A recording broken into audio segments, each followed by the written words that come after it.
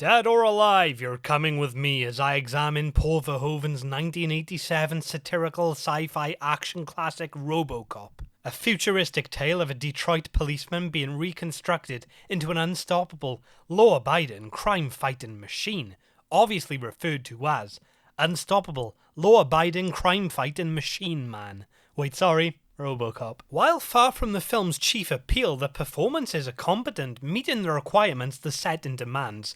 The then unknown Peter Weller shows endless skill through a faceless, quiet, emotionless, monotone demeanour. My god, that would be so insulting if he wasn't playing a robot. While capably displaying the ruthlessness, resourcefulness, and subtle emotional vulnerability that gradually develops. Nancy Allen displays clear-hearted, conflicted, empathetic, capable police officer Anne Lewis. The late Miguel Ferrer, who's actually the voice of Shan Yu in Mulan, one of my favourite all-time films, displays charm and nuance as the empathetic, abrasive extremist with ostensibly noble intentions. While Kurtwood Smith and Ronnie Cox channel theatrical, loathsome energy as the respectively chaotic and sophisticated villains of the piece. Supporting characters such as Clarence Bodiger's gang and members of the OCP Corporation display elevated personalities or distinctive traits that provide memorability in spite of limited screen time or story relevance. The film's narrative is extremely effective with an engaging pace,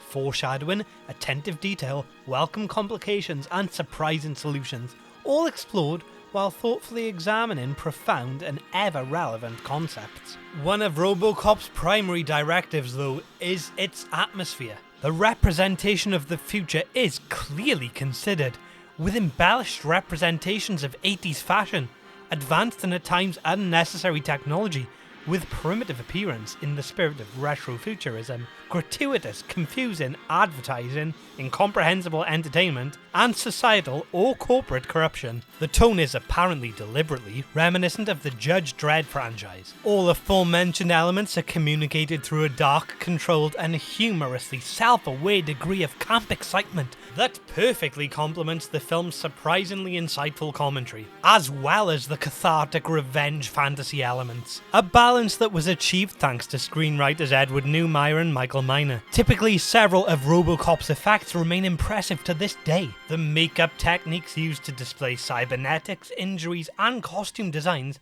are incredibly detailed and convincing. Movement of robots other than the titular one are usually rendered through stop motion, that adds whimsical personality that today's polished hyper-realistic CGI is sorely lacking in. There is, however, one moment where the restricted special effects are detrimentally exposed, and said moment is fairly plot relevant. Therefore, a dramatic scene is detracted from, resulting in one of the movie's very few weaknesses. One of the other few weaknesses is the fact that Clarence Bodiger is reasonably bland. The other prominent antagonists are given some degree of motivational depth, while Bodiger is simply evil. Neither of these flaws substantially reduce the film's quality. The latter actually often services the story.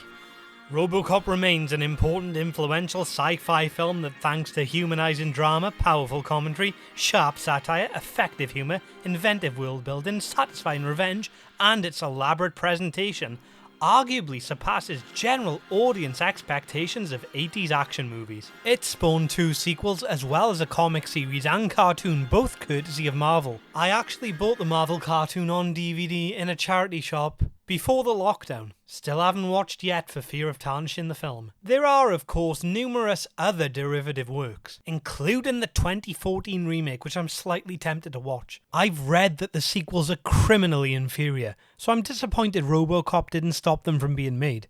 Anyone with a casual interest in any of the aforementioned themes, a tolerance for dark comedy and sporadic ultraviolence, is urged to watch this film. RoboCop was available on UK's Netflix until the day I decided to watch it, which I take very personally. I luckily caught it on actual TV. RoboCop 3 is still available on Netflix UK though, the alleged worst of the trilogy. I take that personally too. It may be available via streaming in other territories, but if not, physical copies are reasonably priced, and the film really does warrant financial investment in. I can honestly say, I'd buy that for $1. Even though numbered ratings are arbitrary and changeable, RoboCop is currently rewarded a 9 out of 10. Though an equal indication of my views on this film is this phrase: I like it. Thanks for watching. If I don't see you next time, I'll assume you're serving the public trust, protecting the innocent and upholding the law. Now, if you excuse me, I have to go. Somewhere there is a crime happening. Well, after buying the DVD, I've discovered the RoboCop cartoon is all on YouTube. Serving the public trust, protect the innocent, uphold the law. He's RoboCop, dead or alive, you're going with him, he's RoboCop. It's your move, creep, he's not arresting you anymore, he's RoboCop.